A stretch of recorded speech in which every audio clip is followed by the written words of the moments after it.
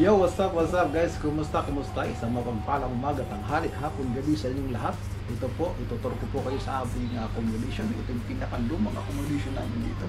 Tingnan nyo po, ito po yung higaan ko sa taas. Ayan po. Ayan po higaan ko sa taas, di ba? Yun. Tapos ito po kay Joven, sa kanila, may kubol. Ito naman sa kasama ko. Ayan, kubol din.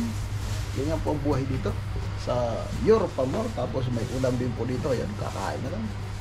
Tapos sa sobrang init ng panahon, mga kaibigan, meron po kami dito electric fan. Dalawa po itong electric fan ito. Gumagana po yan, 24/7.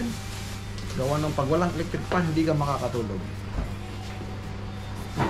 So, proceed tayo dito sa kitchen. Ito po yung dirty kitchen namin. Kasalukuyan pong nagluluto si Benjo. Yan po yung dirty kitchen. Talagang dirty talaga yan. Tapos ito po yung washing area namin. Ayan po yung washing machine. Kasalukuyan pong winawashing natin yung ating bedsheet cover. Para naman po medyo mabango. Gawa ng kaaraw lang po ngayon. Tapos, ito po yung toilet natin. Ito po, pasok po tayo dito. So yung toilet po natin dito ngayon, kalilinis lang. Tignan nyo naman. Tapos ayun po yung salamin. Diba? Ang linis mga kaibigan. Sana all. Europe ang more. Ayan. So doon tayo sa labas ngayon. Pupunta tayo sa labas. Titingnan po natin yung... Ayan yan. Ituturo ko po kayo. Ayan. Tapos punta tayo sa sampayan namin sa taas. Yan. Diba? Ito po yung sampayan namin sa taas. Tapos ito may pang mansanas dito mga kaibigan. Mansanas po ito yan. Wala nang bunga. Dito po kami magsasampay. So, ito po yung sapatos natin. Pinapatuyo natin. Ayan. Medyo nakuhaan kasi dito.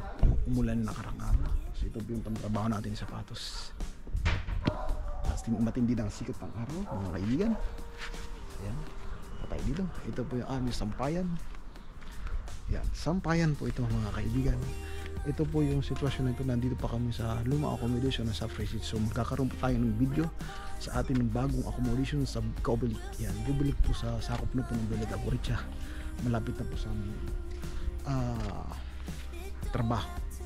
So ito kasi sa Fresit, from here going to our work, nasa almost 1 hour and 40 minutes ang biyahe. So ito po, tinan nyo po ha. Sampayan namin. Diba? Yan. Ito po yung sampayan namin. Ito yung aking linaban. Maya matutuyo na yan.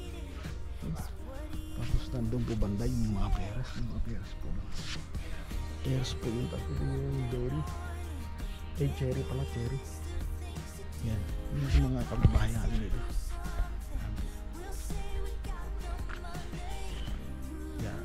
So follow for more video. God bless us all mga kaibigan. Bye bye.